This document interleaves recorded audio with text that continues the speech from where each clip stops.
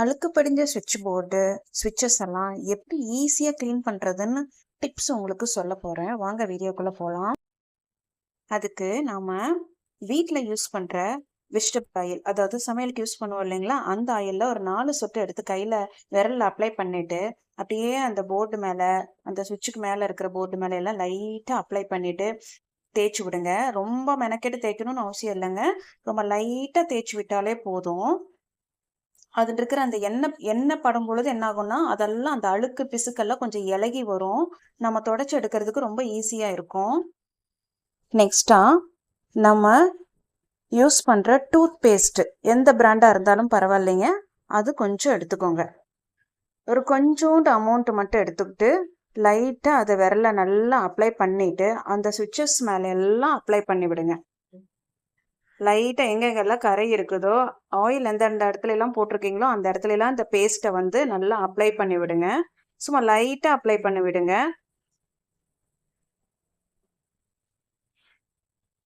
அந்த கார்னர் பகுதியில எல்லா இடத்துலையுமே எங்கெங்கெல்லாம் கரை இருக்குதோ, அழுக்கு இருக்குதோ, பிசுக்கு இருக்குதோ அந்த இடத்துல எல்லாத்துலேயுமே நீங்கள் இந்த பேஸ்ட்டை வந்து அப்ளை பண்ணி விடுங்க. பயப்பட தேவையில்லை. இதனால ஷாக் எல்லாம் எதுவும் அடிக்காதுங்க. தைரியமாக அப்ளை பண்ணுங்க. ஏன்னா நம்ம ஈரம் எதுவுமே இதில் படலை. அதனால் நீங்கள் தைரியமாக அப்ளை பண்ணி விடுங்க. ஒன்றும் ஆகாது.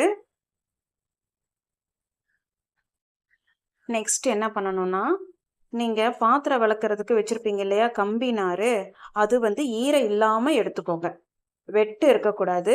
அந்த மாதிரி எடுத்துக்கோங்க. நல்லா ட்ரையாக இருக்கிற கம்பி நார் எடுத்துக்கோங்க. எடுத்துட்டு நீங்கள் பேஸ்ட்டு ஆயிலெல்லாம் அப்ளை பண்ண அந்த போர்டு மேலே வச்சு லைட்டாக தேய்ச்சி விட்டிங்கன்னா போதும்.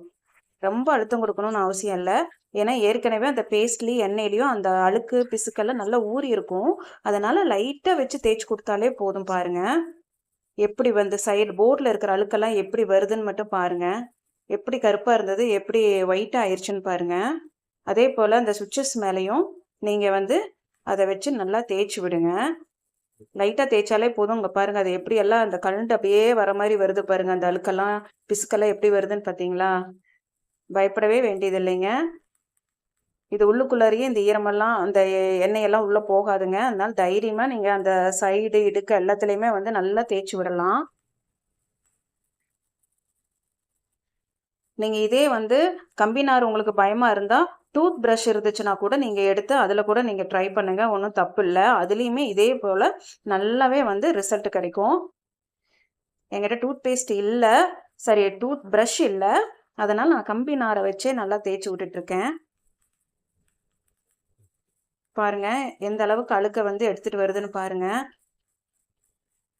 அதே போல் அந்த சைடு எல்லாமே நல்லா தேய்க்கலாம். 2 ஸ்டிச்சஸ்க்கு இடையில இருக்குது பார்த்தீங்களா, ஒரு சின்ன போர்ஷன், அந்த போர்ஷனில் கூட நீங்கள் வந்து நல்லா அந்த நாரை வச்சு நல்லா தேய்ச்சி விட்டீங்க அப்படின்னா அதில் இருக்கிற அழுக்கு பிசுக்கு எல்லாமே கூட வெளியே வந்துடும். பாருங்க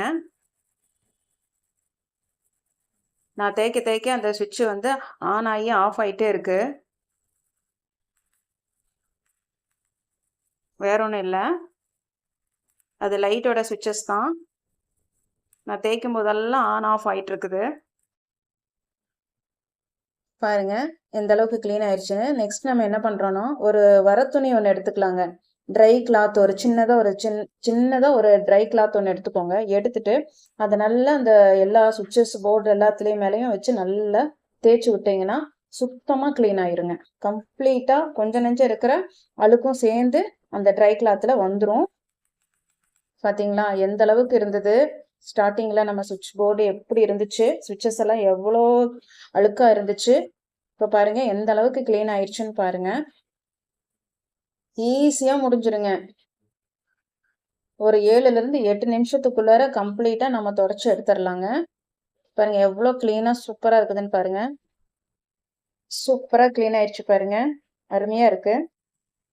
நெக்ஸ்ட்டு எப்படி தானே தெரியாது, ஆனால் அந்த சுவிட்ச் போர்டுக்கு கீழே மட்டும் பாருங்கள் எல்லார் வீட்லேயுமே ஒரு அழுக்கு வந்து ஒரு அழுக்கு கரை வந்து அந்த இடத்துல இருந்துக்கிட்டே இருக்கும். எப்படி தான் அந்த இடத்துல வருதுன்னே தெரியாது பாருங்கள். சரி இதை எப்படி நம்ம க்ளீன் பண்ணுறதுன்னு பார்க்கலாம். அதுக்கும் அதே போல் தான் பாருங்கள். நான் கொஞ்சம் டூத் பேஸ்ட் எடுத்திருக்கேன். இதுக்கு ஆயிலெல்லாம் போடக்கூடாதுங்க, டிஸ்டம்பர் உறிஞ்சிட்டு வந்துடும். பாருங்கள் கொஞ்சோண்டு பேஸ்ட்டு மட்டும் எடுத்துகிட்டு எந்தெந்த இடத்துல அழுக்கு இருக்குதோ அந்த இடத்துல எல்லாம் நல்லா தேய்ச்சி கொடுங்க. பாருங்கள் இதே போல் நல்லா தேய்ச்சி கொடுத்துட்டு நல்லா அப்ளை பண்ணி விட்ருங்க. அவ்வளோதாங்க, ரொம்ப ஈஸி. அப்ளை பண்ணிடுங்க. நெக்ஸ்ட்டு நம்ம ஒரு துணியை ஈரம் பண்ணிக்கிட்டு அந்த துணியை எடுத்து அந்த செவுத்து மேலே வச்சு லைட்டாக தேய்ச்சாலே போதுங்க. ரொம்ப தண்ணி சொட்டக்கூடாது. ஈரம் பண்ணிட்டு புழிஞ்சிருங்க.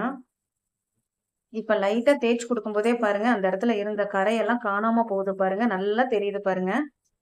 அந்த சைடில் எங்கெங்கெல்லாம் கரை இருக்கோ அந்த இடத்துல எல்லாம் லைட்டாக தேய்ச்சி கொடுத்தாலே போதும். பாருங்க, கரை இருந்த இடமே தெரியாம போயிடுச்சு பாருங்க. எவ்வளோ சூப்பராக க்ளீன் ஆயிடுச்சுன்னு. ரொம்ப தேய்ச்சிட வேண்டாங்க, பெயிண்ட்டையே சேர்ந்து எடுத்துரும். சூப்பராக ரெடி ஆயிடுச்சு பார்த்தீங்களா? அதுக்கப்புறம் ஒரு